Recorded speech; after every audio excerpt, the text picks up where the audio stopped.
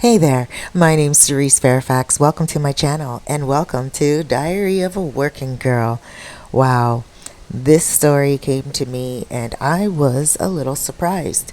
So the other day I was sitting in a bar and a woman came up to me and she said, Cerise, I heard about your stories in regards to working girls and I have a story for you. So guys, let's get into her story. Hi there. My name is Isabel, and I am a young woman. I came from Haiti. When I came from Haiti, my brother brought me over. We got to the border, and we paid the border some money to come over. I won't say who the guard was, and I would never identify him, because really, even though he was doing something that was not allowed, he was still helping to save my life. Now that I'm here in the Dominican Republic, do I feel like my life is saved? Well, somewhat. Because at least I can be in a middle spot, a middle ground. In Haiti, everything was very difficult for me. It was difficult to make money. It was difficult to work. Haiti is beautiful. Beautiful beaches, beautiful people, very intelligent. But there's a lot of war going on there. And I don't want to talk about that. It saddens me to think that some of my family is still there. And it also saddens me to know that I can't bring them over to the Dominican Republic very easily either. You see, I live here. My brother has already gotten caught and has been taken back to Haiti. He was selling cell phone products on the beach and he was hanging out with some unsavory guys. And he got himself into trouble and he got deported back to Haiti. We keep in contact and I try to send money as best I can, but it's difficult. I've met a few men here and a lot of the Canadian men like me because I speak French. I learned how to speak Spanish very quickly. I also speak Creole and I also speak English. Speaking four languages really doesn't make any more money for you, but it does give you more of an option when it comes to men. And I have tried to get the best men possible. I usually end up with French Canadian men. They seem to like us Haitian women quite a lot. And when I am with the men, I try my best to keep one for as long as I can. It's not always easy. They come and they go, and a lot of the French Canadian ones like to drink a lot. And sometimes they're a little difficult. No, not every one of them, but the ones that I've dated have been. I met another man, another Haitian man, who I fell in love with.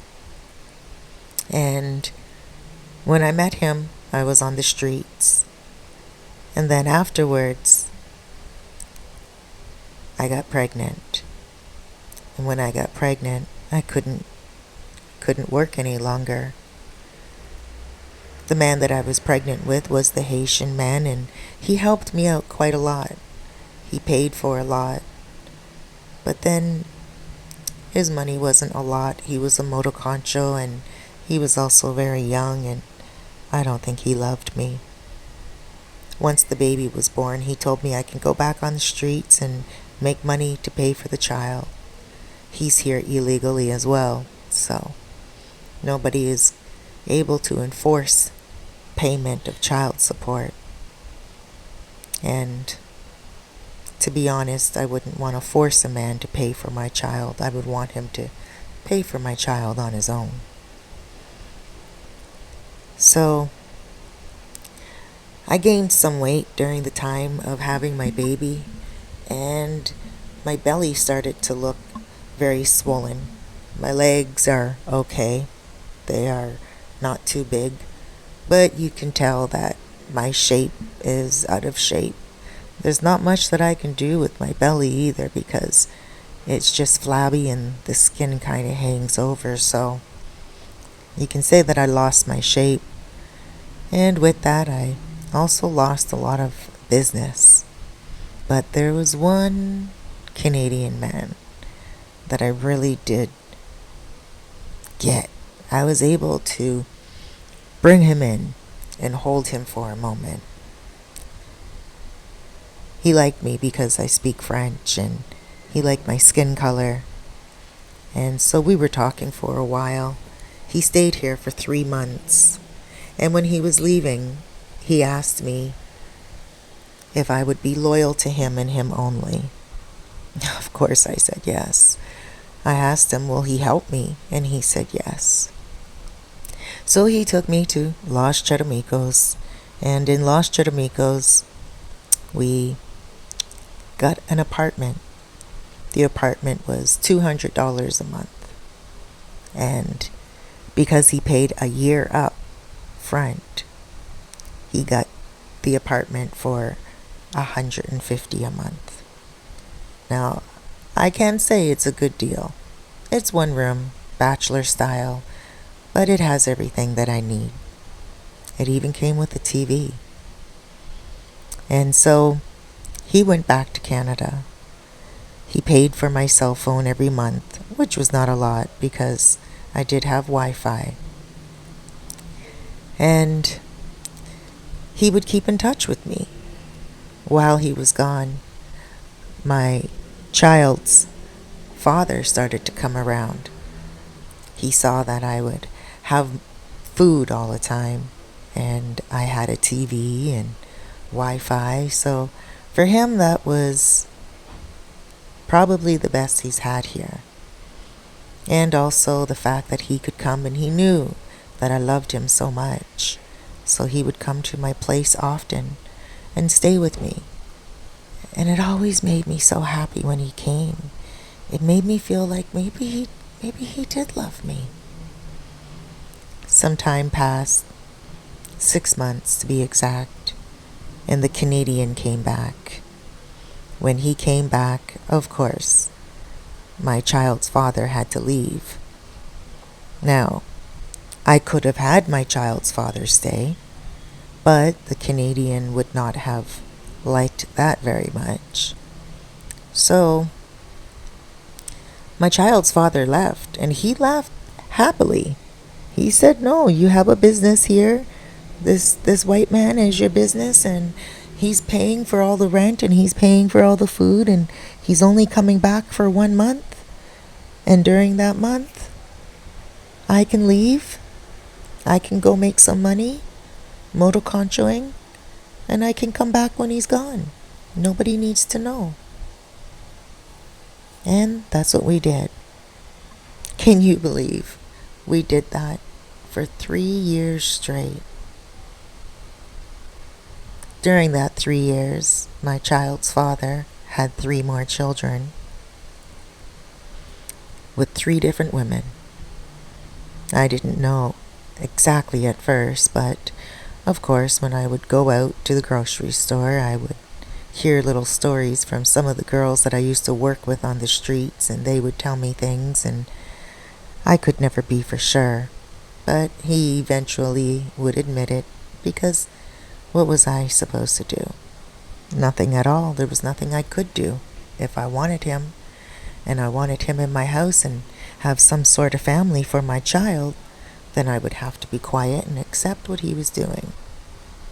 Again, he didn't love me. I loved him.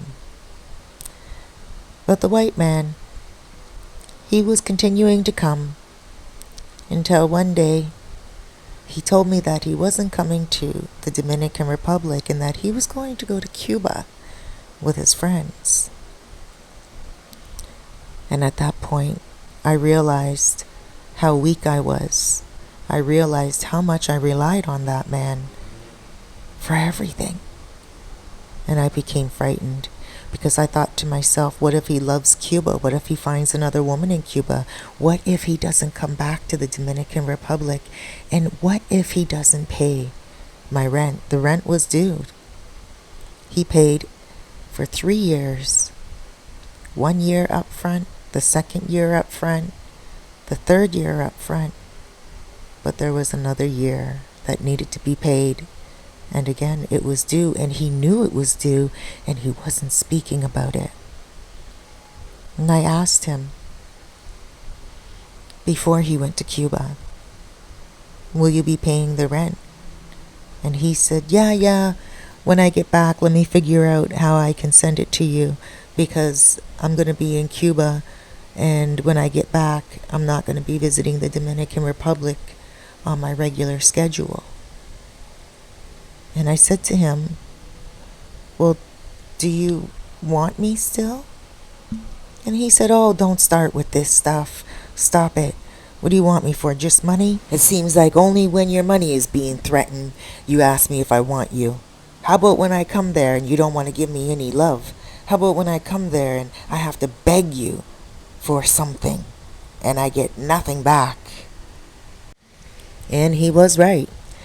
Whenever he would come here, I would always make excuses that I couldn't make love to him. But I didn't want him touching me. He's just a skinny old man, and he always smells like Brugal and smoke. I just am not interested. And when he talks, he doesn't talk with respect. And he's just so clueless, really. He doesn't have a lot of education, and it shows when he talks. Well, he ended up paying the rent for a year, and he did come on vacation here. And he sat me down, and he said, listen, I'm going to give us 1 more year, and then I'm going to decide what I will do. He told me that he's getting older and that he may not be able to continue to come back and forth like this, and he may decide to live in the Dominican Republic because he checked out Cuba and it just wasn't for him. And he said that he might come and live in the Dominican Republic, and when he does, we'll have to live together, and when he does, I will have to give him more intimacy. I agreed to it. I did. But it just didn't feel right. I really wanted my child's dad to live with me. Even my child cried all the time when that man was here. Anyway, he came here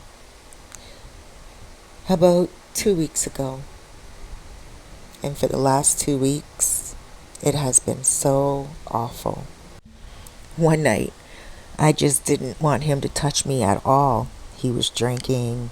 Him and his friend from across the street were drinking outside the door. I was cooking. I didn't want to have anything to do with them, but I did have a few drinks, and I ended up just getting a little bit buzzed, more than usual, and I don't know what happened to my brain.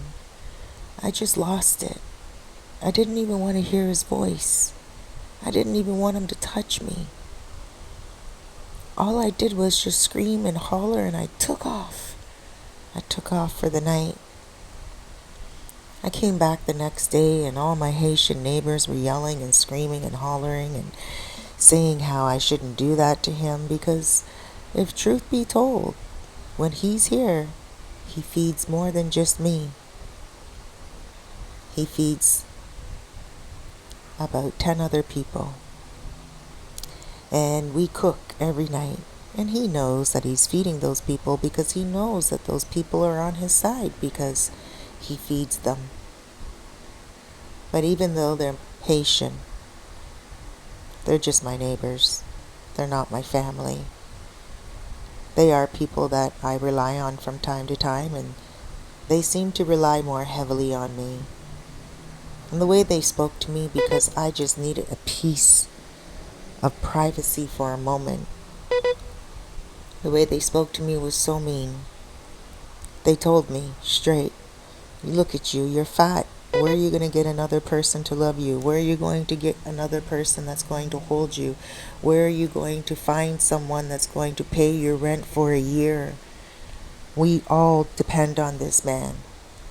Why are you doing this to all of us? When he's here, he doesn't have to stay very long. He leaves, and then he sends you money still. What's wrong with you? And they were right. But this time he was here to stay. And I didn't want to deal with that. And I still don't know what I'm going to do. I'm not here legally. It's not like I can go get a job. I have no one to care for my daughter. And to be honest, the money that he gives me is free. And he doesn't ask for intimacy much. The other day, he wanted to take me out. Just to dinner. But I didn't even want to spend time alone with him. He was going to get me a babysitter, my friend that lives next door. And he had it all set up. And he told me, he comes back to the apartment and he said, "Hey, okay, so I have a babysitter. Let's go out to dinner. Are you going to take a shower?" And I told him no. And he broke down. He started to cry, and I couldn't believe it. Even when he cried, I felt gross inside. I was like, ew, this guy loves me. Isn't it funny how I want to be loved by the child of my father and he couldn't care less? All he wants me for is money and shelter when the white man's gone. And when the white man's here, all I want him for is shelter and money. It's interesting how what you love don't love you. And what doesn't love you, you love. Well, I'm stuck now between a rock and a hard spot. The man I love doesn't want me, and he only wants what the man I don't want gives me. I don't know what to do. And again, it's easier to just be with this white man and not work. I like to be at home. I like to listen to my music. I like to not worry about having to wake up to someone else's schedule, going to sleep when I have to, not when I want to. Because I have to wake up early in the morning to go be a slave for very little money. As a Haitian, there's not much money that I'm going to make. But with this man, I have everything paid. So, I guess I have to suck it up. I guess I have to accept that I'm not going to get everything I want. I tell myself that there would be so many other Haitian women here that would love to have what I have. An apartment that's paid for, food all the time, and a happy child. But I really just want love. Don't we all? Well, guys, that was an interesting story, wasn't it?